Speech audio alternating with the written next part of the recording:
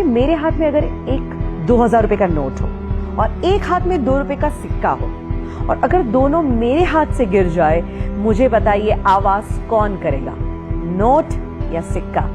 Of course सिक्का। चिल्लर ही आवाज किया करते हैं, जब वैल्यू बढ़ जाती है तो ऐसी आवाजें नहीं होती। दैट मीन्स आप कनेक्ट कर सकते हैं अपनी लाइफ में। जो लोग आपको बार बार नेगेटिव बोलते हैं, कोसते हैं, समझ लीजिएगा वो चिल्लर है, तुम्हें अपना वैल्यू बढ़ाना है। क्रिकेट का खेल चल रहा हो, प्लेयर्स खेल रहे हैं और ऑडियंस चीयर अप कर रही है, चिल्ला रही है, शायद कई बार ताने भी मारती है, सुनाती भी है, आवाज तो करती ही रहती है। कोई भी खेल में आवाज कौन करता है? प्लेयर्स आवाज करते हैं कि ऑडियंस आवाज करती है? ऑफ कोर्स ऑडियंस आवाज करती है। दैट मीन्स अगर आपकी जिंदगी में बहुत लोग आवाज करने लगे तो समझ लीजिएगा आप सच्चे खिलाड़ी हो, और वो अभी भी ऑडियंस ही है। एंड जब आपके अंदर ये एटीट्यूड आ जाएगा ना, आपको कोई रोक ही नहीं सकता। तो आज मैं आपको यही कहना चाहती हूँ कि दिल की आवाज जरूर सुनो, एंड ऑफ कोर्स एक एटीट्यूड अपनाओ जिसे हम कहते हैं नेवर गिव अप। जिंदगी में हार मानो ही नहीं। कितने सारे लोग हैं जिन्होंने इस एटीट्यूड को अपनाया और अपनी लाइफ को चेंज कर दिया। सबसे बड़ा एग्जाम्पल है अब्राहम लिंकन। दोस्तों, उनकी जिंदगी से इतना इंस्पिरेशन मिलता है कि जो बंदा गरीबी में जन्म लेता है, इतनी तकलीफें भुगतता है, इतनी हद तक वो डिप्रेशन में चले गए थे कि कुछ समय तो उनके जीवन का ऐसा बीता कि अगर कहीं चाकू छुरियां है तो वो वहां से चले जाते थे, क्योंकि उनको ये डर था कि कभी मैं वो चाकू उठा के अपने आप को मार न दूं। इस टाइप के डिप्रेशन में चले गए। उसके बाद बिजनेस में फेलियर के बाद जब वो पॉलिटिक्स में आए, वहां पे भी क्या हुआ? Continuously failures.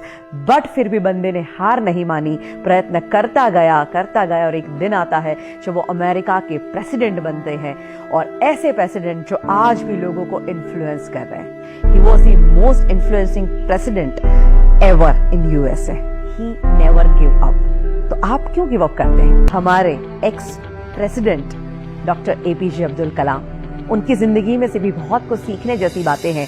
वो पायलट बनना चाहते थे और वो इंटरव्यू देने के लिए गए थे, और जब रिजल्ट आता है 9 लोग थे, 8 लोग सिलेक्ट हो जाते हैं और वो अकेले बंदे थे जो रिजेक्ट हो जाते हैं। इतना दुख होता है और उदास होकर वो एक कोने में चले जाते हैं और बैठे हैं, और वहीं से एक इंसान गुजरते हैं और वो उनको चेहरे से ही देख के कहते हैं कि बेटा तू क्यों इतना उदास है? ये कहते हैं कि मैं क्या करूं, आज मेरा इंटरव्यू था, 8 लोग सिलेक्ट हो गए और मैं अकेला रिजेक्ट हो गया। इससे बुरी बात क्या हो सकती है? तो वो संत बड़े प्यार से कहते कि बेटा शायद तू अभी समझ नहीं पा रहा है, और शायद हो सकता है ऊपर वाला तुझे उससे भी बेहतरीन कुछ देना चाहता है। You never give up. ये सलाह उनके मन में बैठ गई और उन्होंने सोचा कि मुझे हार नहीं मानी। उन्हें प्रयत्न करना शुरू कर दिया, और बाकी जो हुआ वो तो इतिहास आप जानते ही हैं। बड़ी घटना घटी जब उन्होंने as a president supersonic plane में ट्रैवल किया, और जब वो लैंड करते हैं वहाँ पे ढेर सारे पायलट थे जो उनको सैल्यूट कर रहे थे, उनको सलामी दे रहे थे, उनके पद को जो रिस्पेक्ट देते हैं। और सारे पायलट जब उनको सैल्यूट करते हैं तब उन्हें याद आता है कि अगर उस दिन मैं पायलट बन गया होता तो शायद आज का दिन मुझे नहीं मिलता। दैट मीन्स उनके अंदर एटीट्यूड था नेवर गिव अप, और उसी एटीट्यूड ने उनको कहां से कहां पहुंचाया। और सोचिए दोस्तों, अगर यही एटीट्यूड आप भी अपनाएं तो हम लोग कई बार चीज गलत ना हो जाए, मुझसे गलती ना हो जाए, इस डर से भी बहुत कुछ नहीं करते। बट याद रखिए, गलती वही करते हैं जो कुछ करते हैं।